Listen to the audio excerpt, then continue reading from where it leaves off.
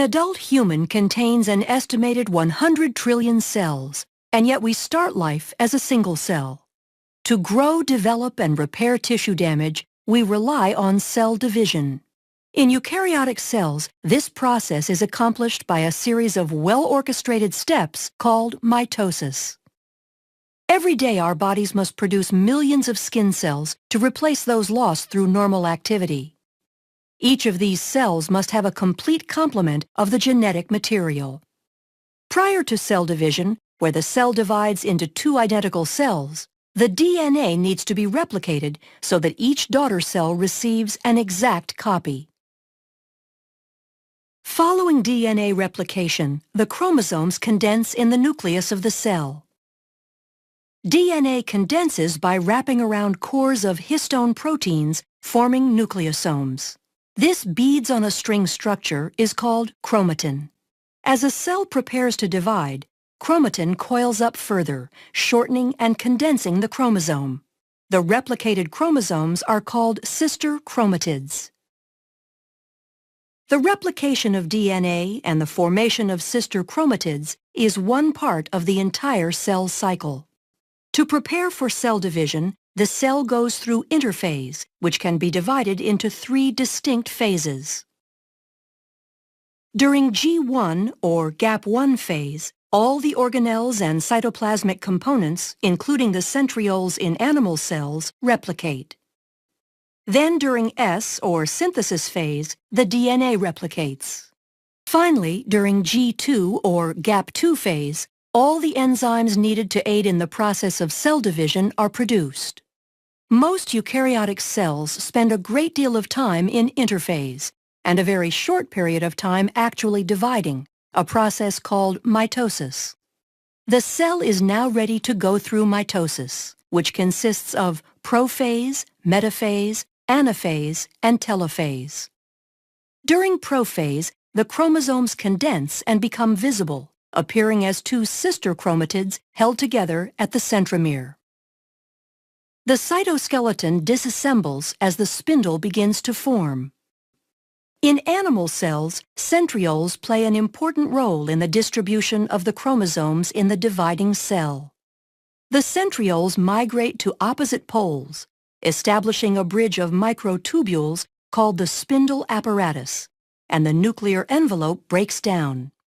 Towards the end of prophase, chromosomes attach, by proteins in their centromeres called kinetochores, to microtubules from each pole, moving the chromosomes toward the equator of the cell. During metaphase, all chromosomes are aligned at the equator of the cell, called the metaphase plate.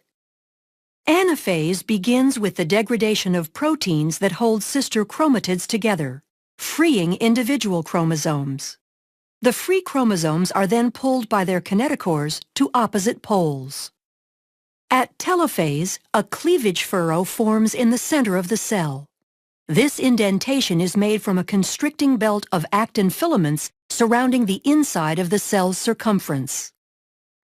Chromosomes cluster at opposite poles and begin decondensing as the nuclear envelope reforms around them.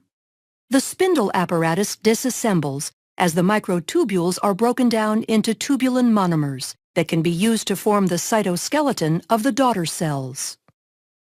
In animal cells, cytokinesis completes cell division by extending the cleavage furrow to completely separate the newly formed daughter cells.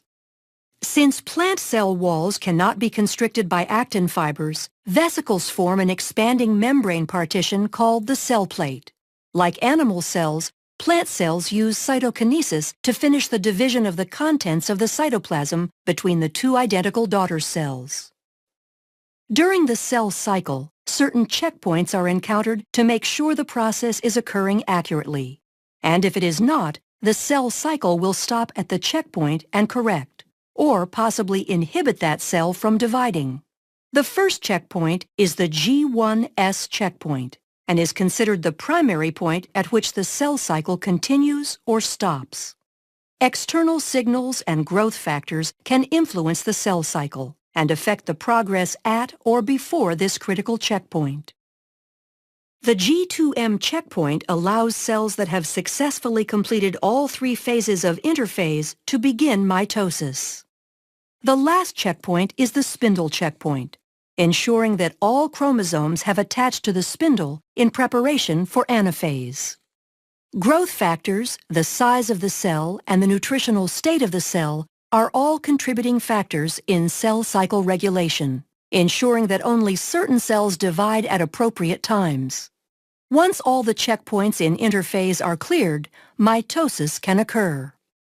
From interphase to cytokinesis, the entire process of cell division can take on average 10 to 20 hours in a typical plant or animal cell.